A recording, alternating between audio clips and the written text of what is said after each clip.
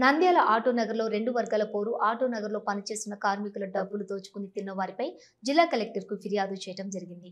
Nandyal auto Nagar workers association తాత్కాలిక కార్యవర్గ ఎన్నిక ఏర్పాటు చేశామంటూ రెండో వర్గం వివరాలకు వెళ్తే నంద్యాల పట్టణంలోని శివారు ప్రాంతంలో ఉన్న ఆటో నగర్ 43 ఎకరాలతో ఏర్పాటు చేయడం జరిగింది. అయితే అక్కడ ఉన్న నాయకులు మాత్రం ఆటో నగర్లో ఉన్న వారికి లక్కీ డీప్ ద్వారా స్థలాలు కేటాయించడం జరిగింది. అయితే చలామణి అవుతున్నటువంటి నాయకులు మెకానిక్ కార్మికుల వద్ద లక్షల రూపాయలు డబ్బులు తీసుకుని మీకు స్థలాలు కేటాయిస్తామని వారికి హామీ ఇవ్వడం జరిగింది. కానీ ఇంతవరకు వారికి ఎక్కడ కూడా స్థలం కేటాయించలేదు. అప్పులు చేసి ఆ నాయకులకు డబ్బులు ఇచ్చినా ఇంతవరకు మాకు స్థలాలు కేటాయించలేదని మెకానిక్ కార్మికులకు కాకుండా ఇతరులకు స్థలాలు ఇచ్చి వారి వద్ద నుంచి లక్షల రూపాయలు వసూలు చేశారు. ఎవరడిగితే వారిని బెదిరించడం జరుగుతుంది. ఇదంతా ఇప్పుడున్నటువంటి ప్రెసిడెంట్ అసోసియేషన్ నాయకులు వీరి గడువు ముగిస్తూ ఉన్నందున ఈ సందర్భంగా అక్కడ ఉన్నటువంటి మెకానిక్లు అందరూ ఏకమే కొత్త వర్గం రాకముందుకే మేము స్థలాల కోసం చెల్లించిన డబ్బులు ఎక్కడ, స్థలం ఎక్కడ అంటూ ఆవేదన వ్యక్తం చేస్తున్నారు. రోజు రోజుకి ఆటో నగర్లో టెన్షన్ వాతావరణం నెలకొంది. ఈ సందర్భంగా ఆటో నగర్లో కార్యవర్గం గడువు ముగుస్తుండటంతో అక్కడున్న 2 యూనియన్ నాయకులు తెరపైకి వచ్చారు.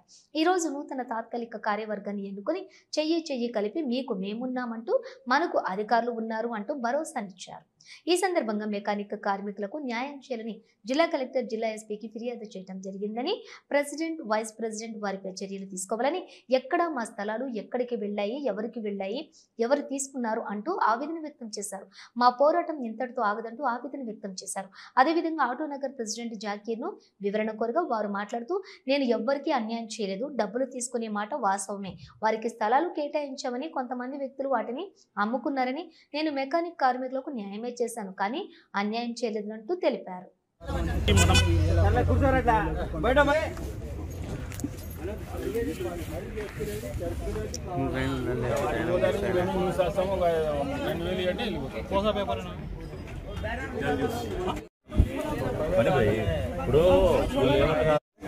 నేను ఆటో నగర్ సభ్యుని, దిక్కు హోల్డర్ని, మెకానిక్ మా అబ్బాయి అని. నా పేరు న్యామతుల్లా, సొంతం పేరు. ఏమయ్యా, ఇది ఆటో నగర్ స్థాపన అనేది 1994లో. అప్పటి నుంచి మనం కొన్నాము. 3 ప్రెసిడెంట్లు మాన్నారు. 1 ఇంచు స్థలం 1 రూపాయి అటు ఇటు పక్కకు పోలేదు, న్యాయం జరిగింది.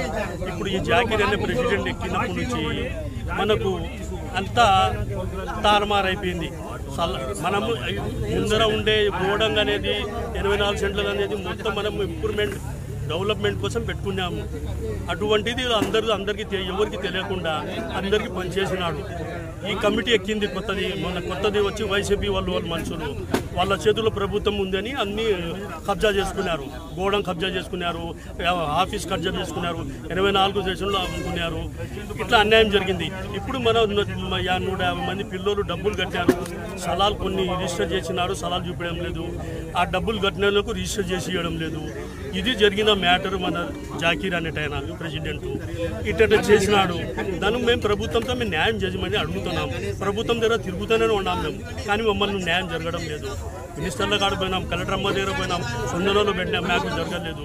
కానీ ఈ కమిటీ దిగేటప్పుడు మమ్మల్ని న్యాయం చేసి దిగాలవడం. ఒకవేళ కొత్త కమిటీ మేము న్యాయం చేస్తామని దానికి రాసిచ్చే ప్రకారం మేము ఒప్పుకుంటాము. కానీ వాడు వానికి దింపేటప్పుడు మమ్మల్ని న్యాయం చేయాలా.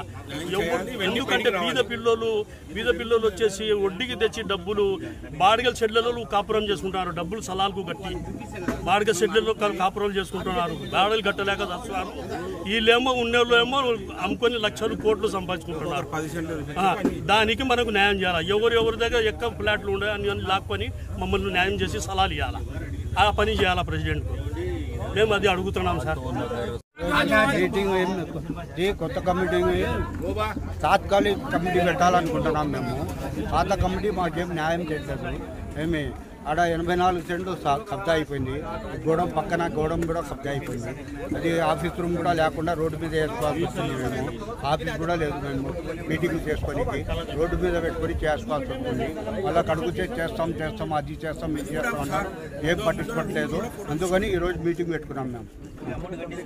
మేము నాయకుల ద్వారా, కొంతమంది నాయకుల ద్వారా వాళ్ళు ఆ స్థలాన్ని వాళ్ళే కుబ్బకై వాళ్ళే పంచుకోవడం జరిగింది. దానికి మేము ఇక్కడ ఉన్న వాళ్ళందరూ బాధ్యులు. స్థలాలు లేవు, అందరూ స్థలం కోసం పోరాడుతున్నాము. కొద్ది రోజుల తర్వాత అంటే జస్ట్ ఒక 10 రోజుల తర్వాత మళ్ళీ మేము కలెక్టర్ ఆఫీస్ దగ్గర ధర్నాకు కూర్చోబోతున్నాము. ఇది మా అభిప్రాయము. కలెక్టర్ గారికి దయచేసి మమ్మల్ని న్యాయం చేయమని కోరుతున్నాం. సరే నన్ను దొంగ అంటున్నారు, కానీ టైం వచ్చినప్పుడు నేను నిరూపించుకుంటా కదా. అట్ట కూడా నాకు నిరూపించుకుందాం. కమిటీ నోటీసులు ఇచ్చి నిరూపించాం. ఎవరు దొంగ, ఎవరు కరెక్టు, ఎవరు లేదు పెడదాం.